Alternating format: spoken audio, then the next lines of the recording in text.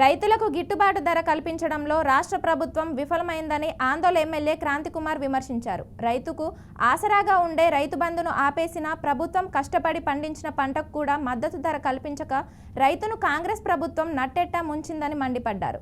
ఆందోళనలోని BRS party కార్యాలయంలో BRS రాష్ట్ర dairy calendar ఆవిష్కరణ కార్యక్రమం నిర్వహించారు. ఎమ్మెల్యే ముఖ్య అతిథిగా హాజరై మాట్లాడారు.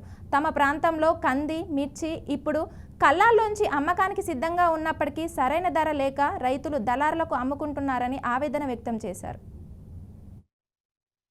మన ప్రాంతంలో ఈ మధ్య కాలంలో పత్తి ఎక్కబెడుతున్నారు, పత్తి కొనలేకపోయినరు.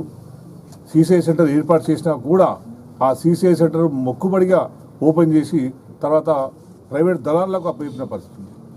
అందుకే ప్రభుత్వం 7,500 రేటు కట్టినప్పటికీ కూడా 7,200కు 7,300కు రైతులు అమ్ముకోవాల్సిన దుస్థితి ఈ ప్రభుత్వంలో వచ్చింది. ఇంతకుముందు ఆ పరిస్థితి ఉండేది కాదు.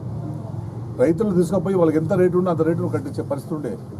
మర్చరైజ్ కూడా చూసుకోకుండా వాళ్ళకి ఎంత ఉంటే అంత ఇచ్చే పరిస్థితి ఉండే. కానీ మర్చరైజ్ అని అదే అని ఇదని చెప్పి మొత్తం కట్ చేసి 7,000 రూపాయల కాడికే రైతులకు ఇప్పటి వరకు దోపిడీ చేశారు. ఇప్పుడు తాజాగా మిరప వచ్చింది. ఎర్ర మిర్చి అమ్మకానికి రెడీ ఉన్నది, కానీ ఇక్కడ కొనుగోలుగారు లేకుండా పోయారు. చాలామంది రైతులు చౌటకూరు మండలంగా